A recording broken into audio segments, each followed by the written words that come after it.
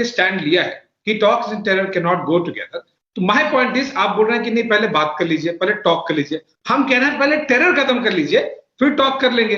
लेकिन ये जो अप्रोच है कि नहीं बातचीत होनी चाहिए, that is also an indication कि आप ये कह रहे हैं कि हम टेरर खत्म नहीं करेंगे या फिर जल्द खत्म नहीं करेंगे।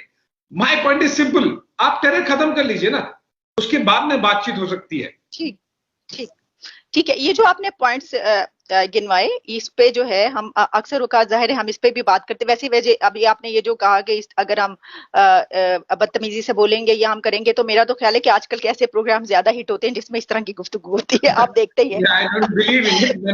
वो तो बहुत हिट जाते हैं भाई, वो तो लोग बहुत ज्यादा देखते हैं। तो अच्छा, सॉरी अगर आपको यूएस अगर उस एक्सपेक्टेशन से देख रहे हैं तो बहुत डिसअपॉइंट होंगे। नहीं, मैं वैसे बिल्कुल नहीं, मैं ऐसा बिल्कुल चाहती भी नहीं हूँ ना, हम इस तरह की कोई गुफ्तगू करने लगे। हम तो बड़े एक आराम से जो है हम चाहते हैं कि जाहिर है कि एक जो हमसाया है वो तो बदला नहीं जा सकता ना। तो वो मसला ये है ना कि ये जो आपने सब बातें की ना, आप यकीन कीजिए कि मैं तो इतने ये सब कोई 70 सालों से ये पॉइंट्स चलते चले आ रहे हैं। आपने जिस तरह वो कहा मुंबई, फिर कारगिल, ये सब कुछ हम तो खुद इसके ऊपर बात करते हैं, फिर इस तरफ से जो बात होती है वो बांग्लादेश की बात होती है, ये सब चीजें जो ये सामने आती हैं और बहुत सारी, तो फिर ये सब होता रहता है। लेकिन अच्छा चलिए अब थोड़ा सा अफगानिस्तान की तरफ पलटते हैं।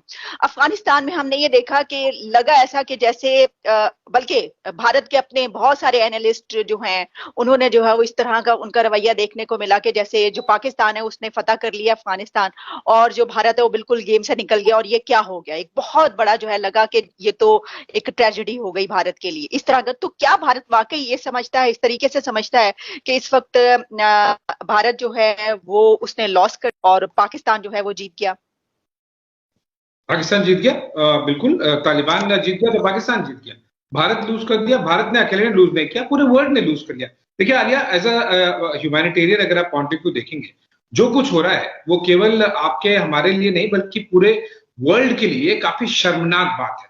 जो कुछ हो रहा है, जिस तरह से उड़ते हुए एयरक्राफ्ट से लोग गिर के मर रहे हैं, जिस तरह से वहां पर सरेआम गोलियों से लोगों को मार दिया जा रहा है, इसमें इंडिया, पाकिस्तान, अमेरिका और जर्मनी और फीफा वाली बात नहीं, ये तो पूरा यूनाइटेड नेशन का फेलियर है। इसे जनरेशंस याद रखेंगी और लगातार इंडिया में भी इस तरह के मुद्दे उठते रहे कि ये तो यूनाइटेड नेशन का फेलियर इतना बुरा है कि मेरा खुद का भी विश्वास हिल गया है यूनाइटेड नेशन से। और जिस तरह से हमने देखा है कि इंडिया के पॉइंट ऑफ व्यू, देखिए इंडिया ने ना किसी एक हामिद करजाई या फिर किसी एक प्रेसिडेंट पर या किसी एक अमुल्ला साले में इन्वेस्ट नहीं किया था।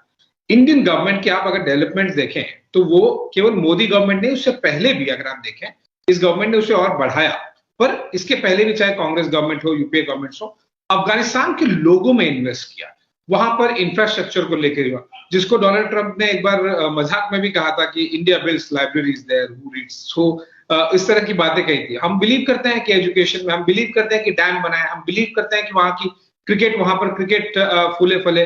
अफगानिस्तान की क्रिकेट टीम को इंडिया ने सबसे ज्यादा सपोर्ट किया। जहां पर मैं बैठा हूं अभी नोएडा में, यहीं पर उनके कैंप्स लगते हैं, वहीं पे वो लगातार दिखते और अच्छा टीम भी बन के निकल के सामने। अनफॉर्चुनेट है कि अब वो टीम का पता नहीं क्या फ्यूचर होगा, क्या भविष्य होगा, अब तालिबान उसको कंट्रोल बोर्ड करेगा, but I don't know. But ये इंडिया का फेलियर नहीं है, इंडिया के लिए यस, केवल इंडिया का फेलियर नहीं है, आई ये पूरे वर्ल्ड के लिए फेलियर है।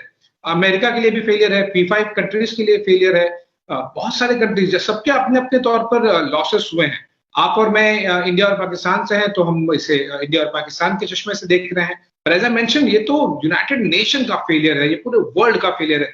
आई डोंट थिंक आलिया, हम लोग कभी भी ये जो मंजर हम देखे हैं पिछले महीने भर में, हम कभी भुला पाएंगे ये जो पिक्चर्स हैं, ये जो सिचुएशन है, चाहे वो विमेन एट्रोसिटीज की, विमेन एट्रोसिटीज अगेंस्ट विमेन की बात हो, जिस तरह से पाबंदियां लगाई गई हैं वहां पर, जिस तरह से लोगों को मारा गया है।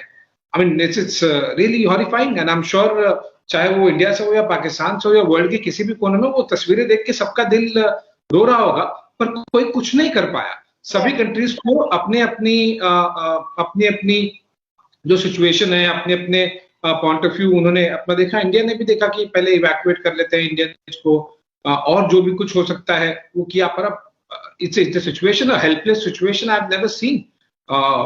सो ये तो मैं मतलब इंडिया के पॉइंट ऑफ व्यू में नहीं केवल कहना चाहूंगा, ये तो पूरे वर्ल्ड के लिए, ह्यूमैनिटी के लिए बहुत ही बुरा समय है।